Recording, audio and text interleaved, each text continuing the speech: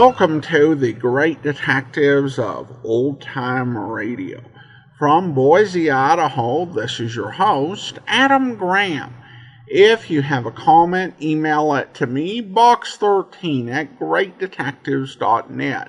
Follow us on Twitter at Radio Detectives and become one of our friends on Facebook, facebook.com/Radio Detectives. Today's program is brought to you in part by the financial support of our listeners. You can support the show on a one-time basis using the Zelle app and sending to box13@greatdetectives.net. You can also become one of our ongoing Patreon supporters for as little as $2 per month. Just go to patreon.greatdetectives.net. And I want to thank our latest Patreon, Pamela, supporting the program at the Detective Sergeant level of $7.14 or more per month. Well, now it's time for today's episode of The Man Called X.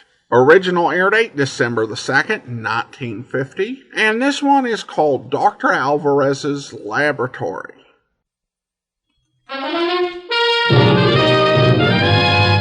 Now we present Herbert Marshall as The Man Called X, the Saturday night feature on NBC's five-show festival of comedy, music, mystery, and drama. Brought to you by your local Ford dealer, who is now displaying the new 1951 Ford, the car that's built for the years ahead. By RCA Victor, world leader in radio, first in recorded music, first in television. And by the makers of Anacin for fast relief from pain of headache, neuritis, neuralgia.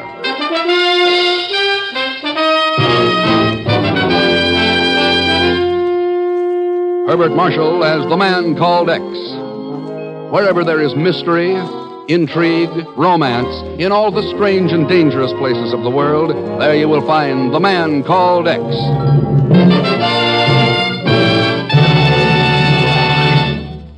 Ladies and gentlemen, I bring you an invitation. An invitation to examine the fine new Ford for 1951. It's on display now at your neighborhood Ford dealers, and we want you to see it. We want you to drive it, because this is the finest Ford ever produced. It's a quality car, a car that's designed and built to give you lasting satisfaction in the years ahead. When you inspect the 1951 Ford, you'll find that it offers 43 look-ahead features, features that will keep it young in performance, young in style for years to come. Among them, you'll find the new automatic ride control for an easy ride, a level ride, the automatic mileage maker for real fuel economy, and new luxury lounge interiors with rich, color-harmonized Ford Craft fabrics. We invite you to see all 43 look-ahead features of this great new Ford for 1951 at your Ford dealers tomorrow.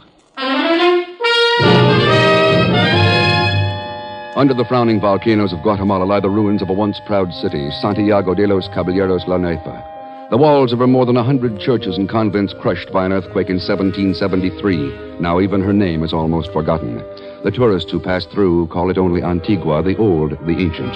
And a thin, half-hidden road that forks off the highway from Guatemala City leads not to the past, but to the present, perhaps even the future. A small blue roadster hesitates and then turns up this crude trail.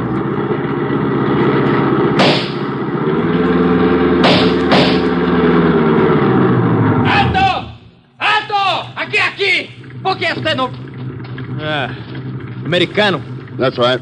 The senor has taken the wrong road. Oh? You'll return to the highway at once. This isn't the road to Dr. Alvarez's laboratory? Laboratory? I do not know what you mean. Who are you? My name's Ken Thurston. Thurston? Oh, sí, of course. Dr. Alvarez is expecting you. I am Capitan Jose Toboso, chief of the guards assigned to the doctor. Huh? You may drive on. I will ride on the running board. That won't be necessary, Captain. I can find my own way. On the contrary, Senor Thurston. The guards ahead have orders to kill any intruder. If you are ready.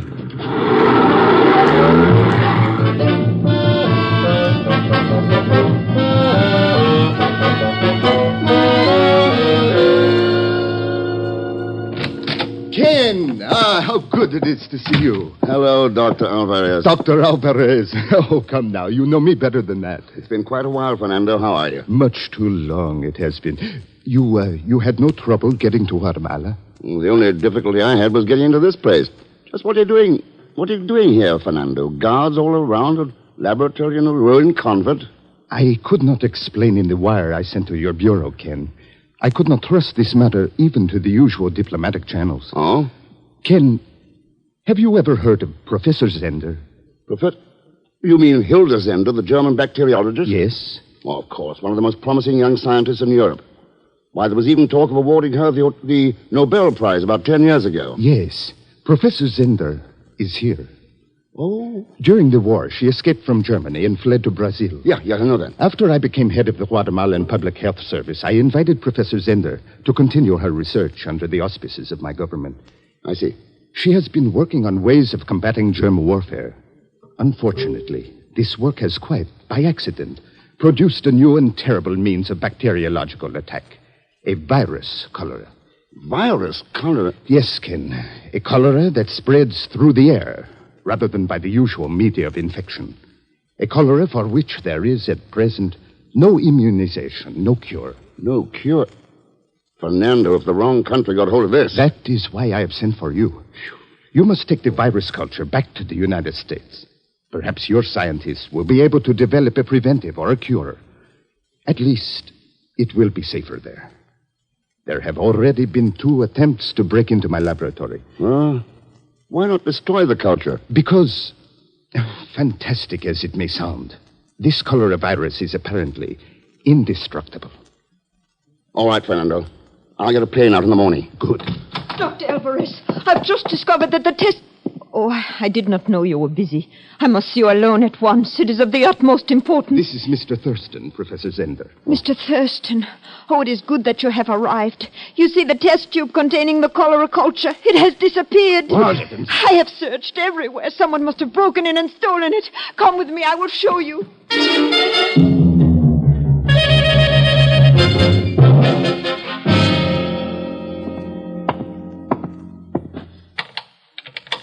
Look here, Fernando. This window latch has been forced. See, yes. Wonder how whoever did it managed to sneak past your guards. Professor Zender, where was the test tube of cholera virus kept? In this rack at the end. Anything else missing? No, I do not think so. I have not had time to check thoroughly. I thought it more important to notify you and Dr. Alvarez at once. Yes, of course. The test tube is sealed. Certainly, Mr. Thurston. Labeled? Oh, yes, in my handwriting, like all the others in the racks. In German. Who else knew about this cholera discovery? No one, only the doctor and I. Pedro? Why, yes, I had forgotten him. Pedro? My secretary, Ken, Pedro Martinez. But no, he knows nothing about science, which is why I employed him. I even have to spell out the scientific terms for him. Is he around? He has been away all week on a vacation at Lake Atitlan. Could be a very convenient vacation, couldn't it? Mr. Thurston, this is such a serious matter that I must be completely frank. Roger Sibley was here with me last night. Sibley? He is my fiancé. He drove me out here from my home in Guatemala City so that I could check on an experiment. Could he have seen the tube of virus cholera? Yes. Yes, he did see it. I had to warn him against picking it up. I am acquainted with Mr. Sibley, Ken. He is a young Englishman and a very fine person. There would be no reason to suspect him. Obviously, then, Mr. Thurston, it must have been someone we do not know, someone from the outside. If whoever has this test tube does not realize exactly what it is, does not understand. Yes. There could be a cholera plague down here inside of 3 days. I'll check with you later at your office in Guatemala City. So long, Fernando. Professor Zender.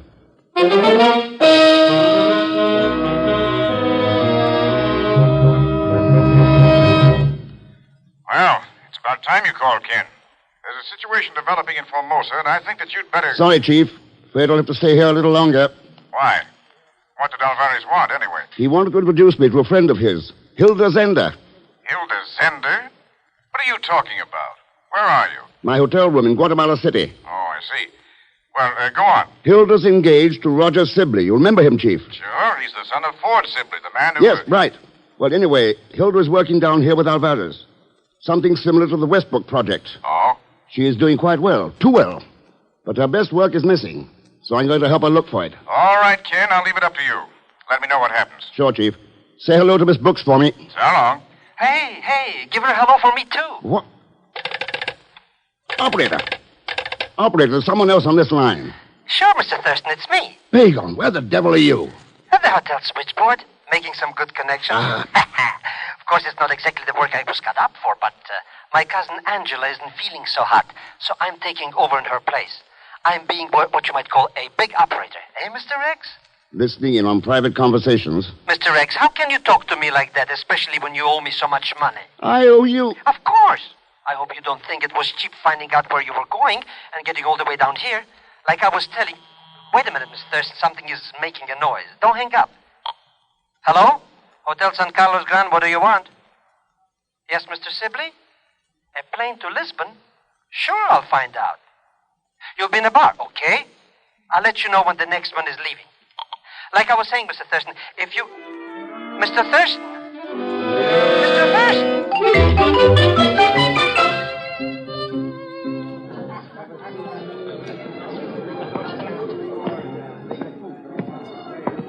If you'll pardon my saying so, when a man drinks this early in the afternoon, it's usually because of a woman. Eh? Afraid I wouldn't know. Sorry, my name's Thurston. How'd you do? You are, Sibley, Roger Sibley now, if you'll please excuse Roger me. Sibley. Oh, then I was wrong about a woman driving you to drink. What do you mean by that? I was fortunate enough to meet your fiancée this morning. She's very charming. You met Hilda? Yes, through Dr. Alvarez. You're a very lucky man. You didn't know her before? No, should I? I just wondered. I understand you're planning to get married soon. No, I don't think so. Engagement's off. I'm leaving Guatemala as soon as I can get out of here. Oh, isn't this a little sudden? Roger, darling, I've been looking all over for you. Hello, Hilda. And Mr. Thurston, you've met each other. How nice. Come along, Hilda. I want to talk to you. But of course, dear. And I want to talk to you. After all, I haven't seen you since last night, and you promised to call me early this morning. Did you forget? Come along, Hilda. All right, darling. Don't be so impatient. Goodbye, Mr. Thurston. We will see you again. Sure.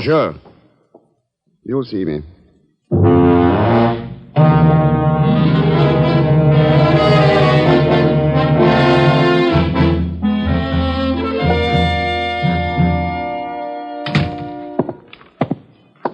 I'd like to talk to Dr. Alvarez. Name's Thurston. Oh, yes, Mr. Thurston. The doctor left word. He has been called to a conference at the presidential palace. He will be back later this afternoon. If there is a message... Oh, nothing important. You're his secretary? Yes, sir. I understood you were on a vacation. I came back quite suddenly this morning. Uh-huh. Yes, the weather at Lake Atilan suddenly changed. It became most unpleasant. Oh. You are enjoying your stay in Guatemala, Mr. Thurston? Afraid I haven't been here long enough yet to draw any conclusions. If I may give a word of advice... Why not? The weather here may change quite suddenly, too, and become most unhealthy. If I were you, I would leave before that happens, Mr. Thurston.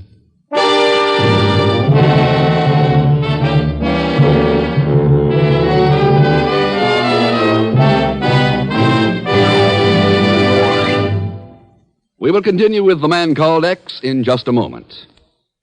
Here's a word from RCA Victor. If you've ever built a house, you know it costs far less to include all the rooms you'll ever want at the start than to add them on separately later. Well, the same thing's true about buying home entertainment equipment today.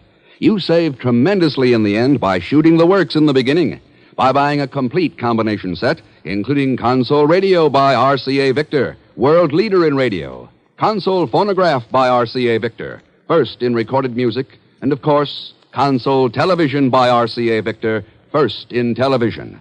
You get 3 worlds of entertainment in one beautiful, beautiful cabinet for one beautiful, beautiful price.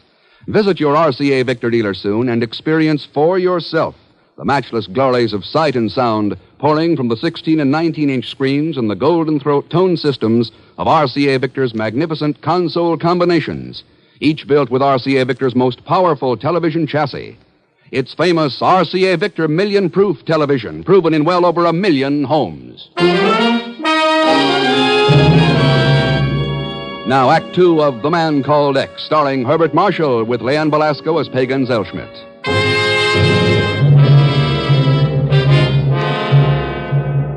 A test tube of virus cholera, dangerous enough to threaten whole peoples with the dread Asiatic plague, has been stolen from a laboratory in Guatemala. Ken Thurston, searching desperately for the missing disease culture, receives a thinly veiled warning at the Department of Public Health.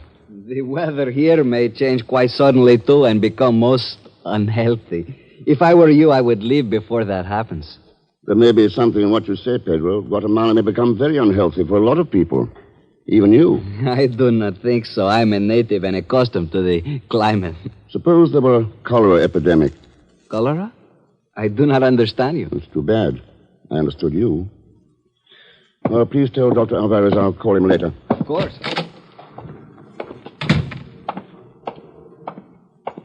You, Mr. Thurston. I've been looking all over for you. No? What happened to your job at the hotel, Pagan? You call that a job? Paid hardly nothing. Anyway, how was I to blame when the manager was talking to that cute little chick in 314? And his wife got cut in on the same lie. Oh, no. Boy, did I tell him off. I said my good friend Mr. Thurston was in Guatemala, and he'd be like a lost shepherd without me. I sure was right, too, eh? Who else could tell you about that pretty little petunia who came to the hotel asking for you? Pretty? You mean blonde with a German accent? No, a local type. A brunette with a figure like the hands on an hourglass. So, you see how much you need me, Mr. Thurston? I could find out everything about her for just a couple of bucks, say 50. Oh, never mind. You don't want me to find out about who she is and where you can meet her? If it's important, she'll turn up again. Well, if you're going to act that way about her... Her name is Maria Santos, and she makes with the rumba at the Casablanca dance hall. She wants you to come there before 8 o'clock tonight, and, see, it's almost 8 now. Any idea what it's all about, Pagan? Oh, I don't know, some double talk about germs or bugs or something. Ah, the Casablanca. Come on, Pagan.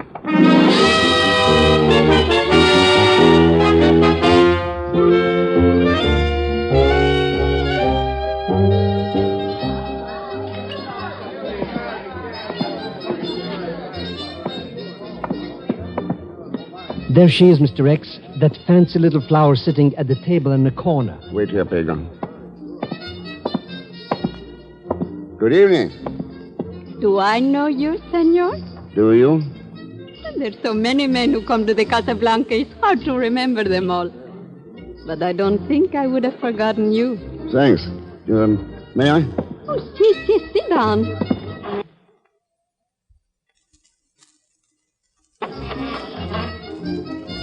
Well, senor? I thought perhaps you do the talking, Maria. Who are you, senor? My name is Thurston. Why did you not say so before? I look all over for you. It's most important. You must leave here and go to a place... Ah, Mr. Thurston, we meet again. How pleasant. Oh, Professor Zender, Mr. Sibley. I see you're still with us. Yes, a bit of difficulty with plane reservations. May we join you and your, friend? Sorry, I was just about to leave. So early? Well, perhaps we will run into you later. Auf Wiedersehen. Auf Wiedersehen, Professor. Listen, Senor Thurston. Yes. A small house in Antigua, across from the monastery ruins by the main square. Bring Dr. Alvarez there at midnight. Oh, wait a minute. What's all this about? Jose Toboso will explain. Since you're leaving, Thurston, I thought I might ask the young lady for a dance. If Professor Zender doesn't object. As a matter of fact, it was her idea. I should be most happy to dance with you.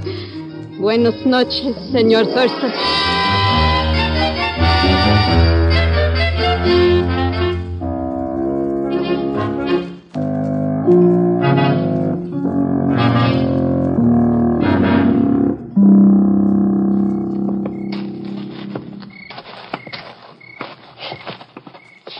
This must be the house that girl described to you, Ken. It is the only habitable building near the main square. Nobody around. Let's get out of here, Mr. Thurston. All these ruins around here, it gives me the creeps. Try the door, Pagan. Why bother? It's sure to be locked. Nobody goes off and leaves. How do you like that? Looks like I'll need this flashlight. Why would anybody want to live way out here?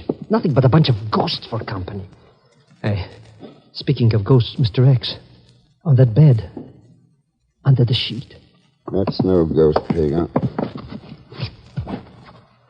Oh, dead like a doornail. Yeah. It's Captain Toboso. Why is he all purple like? What happened to him? Cholera, isn't it, Fernando? Yes, Ken. Cholera.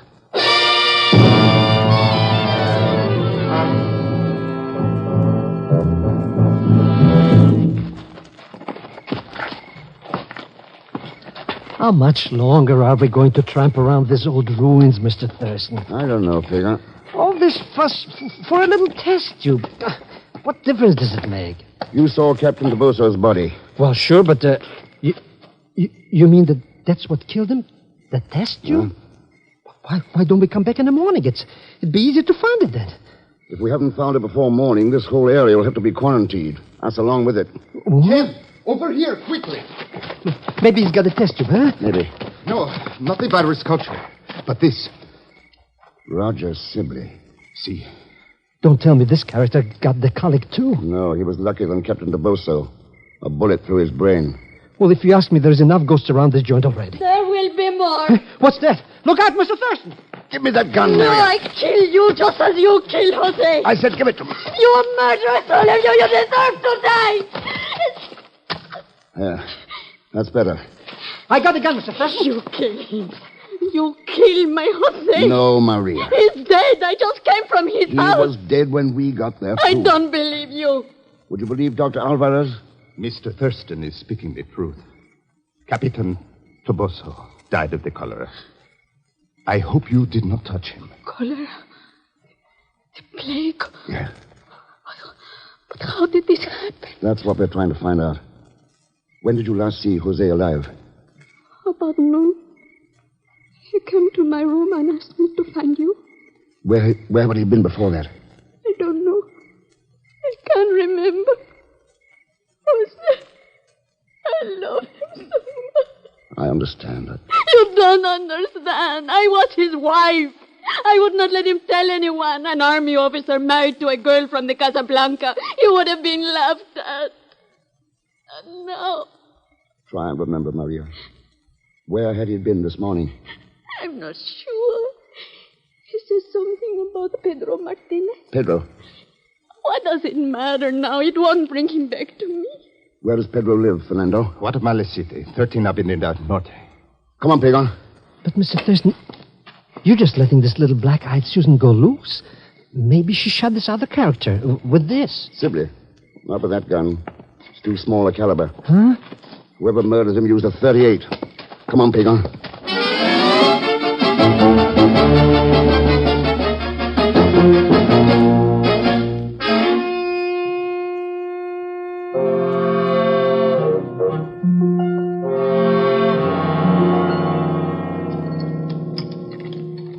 Yeah, that does it. What's going on in here anyway? Breaking into a man's house in the middle of the night. Shut up and start looking for the test tube. Oh, that thing again. I wouldn't look for it if you paid me. Well, maybe if you paid me enough. But even that, I wouldn't look very hard. Quiet. All right, all right. Oh!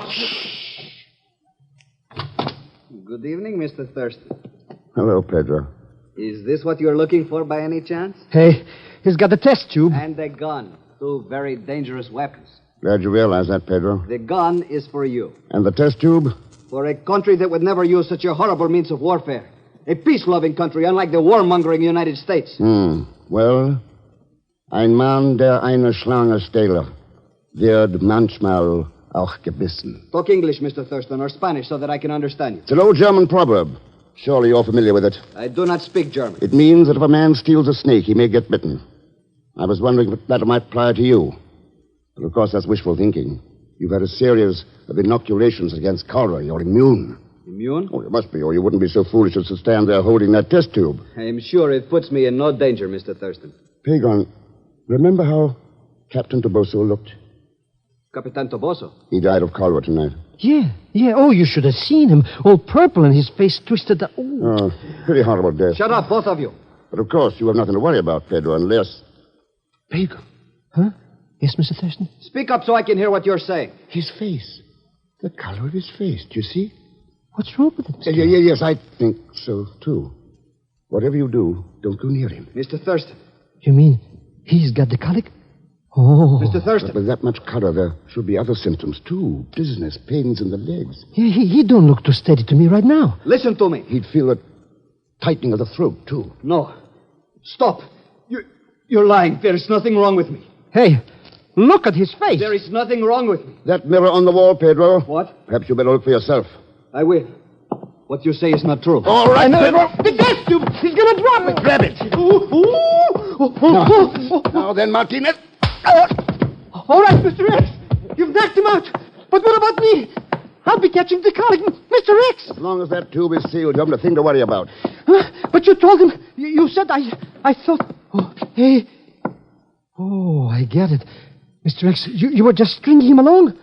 Oh, but wait a minute. That captain fellow, he really had something wrong with him.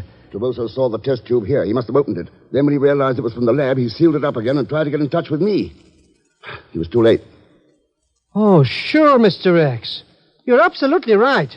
That's just the way I figured it happened. Oh, sure.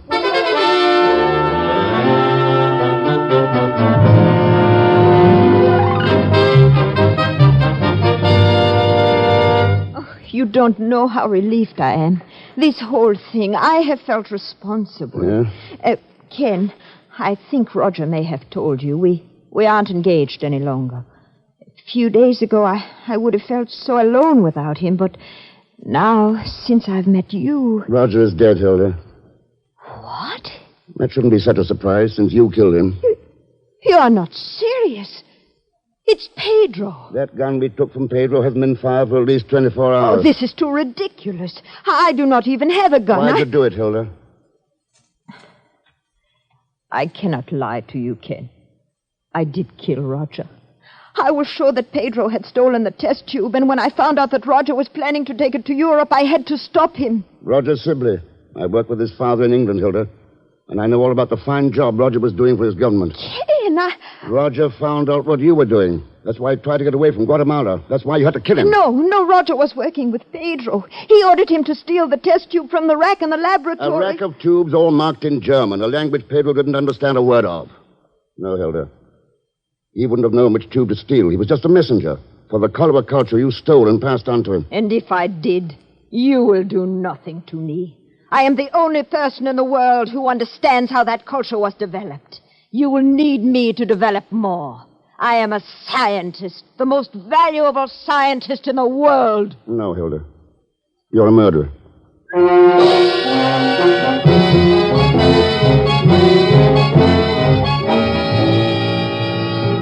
I just can't believe it, Mr. X. Such a pretty Petunia, and with all her brains to do a thing like that. Boy, did she look sick when Dr. Alvarez and the cops took her off to the clinic. Sicker even than that friend of hers who thought he had the colic. She was sick, Pagan. What? Not with cholera.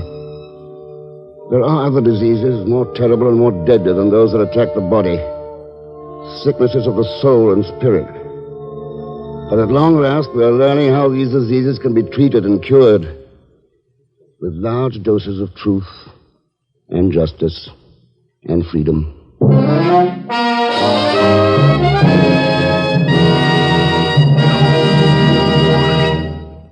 Our star, Mr. Herbert Marshall, will return in just a moment to tell you about next week's story. No matter what you now take for headache relief, we urge you to try Anacin for the incredibly fast relief these tablets bring the next time you're suffering from a headache. Now, the reason Anacin is so wonderfully fast-acting and effective is this. Anacin is like a doctor's prescription. That is, Anacin contains not just one, but a combination of medically proven active ingredients in easy-to-take tablet form. Thousands of people have received envelopes containing Anacin tablets from their own dentist or physician, and in this way discovered the incredibly fast relief Anacin brings from pains of headache, neuritis, or neuralgia. So the next time a headache strikes, take Anacin for this wonderfully fast relief. Anacin, A-N-A-C-I-N. Anacin at any drug counter in handy boxes of 12 and 30. Economical family-size bottles of 50 and 100.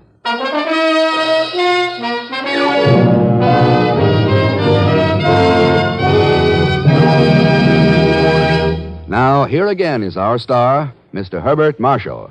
Thanks for being with us. Next week, Mr. X goes to Syria, where he learns that every inch of the new international oil pipeline holds danger, not only for him, but for the peace of the entire world. And there's no help from Leon Belasco as Pagon Zellschmidt. So join us, won't you, when next I return as the man called X. It's a Saturday night feature on NBC's 5-show festival of comedy, music, mystery, and drama, brought to you by our local Ford dealer, who is now displaying the new 1951 Ford, the car that's built for years ahead. And by RCA Victor, world leader in radio, first in recorded music, first in television. And by Whitehall Pharmacal Company, makers of Anacin, Colinos, Bisodol, and other fine drug products. Good night.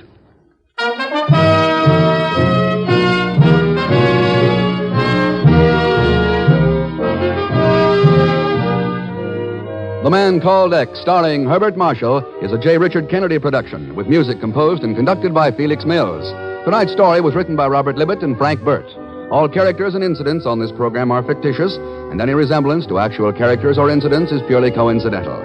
Be sure to listen tomorrow evening for The Big Show with Tallulah Bankhead, Margaret Truman, Fred Allen, Danny Thomas, Douglas Fairbanks Jr., Mindy Carson, the Sons of the Pioneers, and Meredith Wilson. And until next week, same time and same station, this is Jack Latham saying good night for The Man Called X. Remember, Margaret Truman visits Tallulah Bankhead and The Big Show Sunday on NBC.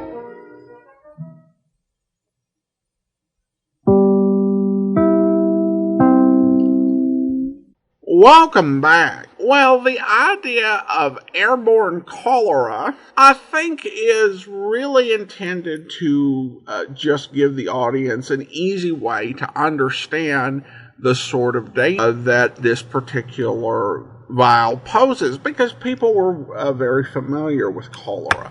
Cholera is usually spread through ingesting something. Well, in the 21st century, most people, particularly in the industrialized world, who contract cholera do end up recovering from it fine. There can be a high rate of serious cases, including death, although most recover from it within a few days. The idea of an incurable cholera kind of leaves me wondering as to what they're talking about. Plus, it doesn't sound like they've gotten, as far in their research as they would need to be to, really have a lot of this ironed out for sure. And the idea that you've got a viral sample that can't be destroyed, that sounds a bit odd, but I don't know. We're talking about technology 70 years prior. If anyone's an expert and can explain it in a way that a layman can understand, if I'm missing something here, please do email me box13 at greatdetectives.net. Did recognize the voice of the evil scientist in this episode. It was Shirley Mitchell. Shirley Mitchell was generally known for a lot of character parts, particularly playing one of the women who was pursuing Throckmorton Gildersleeve on The Great Gildersleeve. And once again, you do see this interesting pattern with The Man Called X, tending to give women a lot higher status roles than they were generally given on other radio programs. The Ford commercials were interesting. The changes from the 1950 Ford to the 51 were not all that significant. There would be far bigger changes when you get to the 1952 Fords. Now we turn to listener comments and feedback, and have an email from David who says, I want to express my gratitude for the introduction to Pat Novak. I'm an old crime writer who cut his teeth on the classics, Chandler, Hammett, and Kane, and the gaudy patter is right up my neon-lit alley. I like your other shows, but this series has the goods. Well, thank you so much, David. And you can check out Pat Novak for Hire. We have not played it. I think the last time we had a revisit where we had a previously uncirculated episode show up was in 2017. But you can go over to biglist.greatdetectives.net and check out our Pat Novak for Hire page. You can also find it at Apple Store. You can even find it on Spotify. So, listen to a bit of Justin Bieber or something else, and then go and listen to Pat Novak for Hire. And to be clear, only listen to Justin Bieber if that's your thing. You can listen to it along with whatever other music you listen to over on Spotify and podcast and things. All right, well, I do want to go ahead and thank our Patreon supporter of the day. Thank you so much to Joey. Joey has been one of our Patreon supporters since June of 2019, currently supporting the show at the rookie level of $2 or more per month. Thanks so much for your support, Joey. And that will do it for today. A reminder, be sure and rate the program wherever you get your podcast from. And if you'd like, we also do welcome reviews. Join us back here tomorrow for Mystery is My Hobby, and next Wednesday we'll be back another episode of The Man Called X. In the meantime, send your comments to box13@greatdetectives.net. From Boise, Idaho, this is your host, Adam Graham, signing off.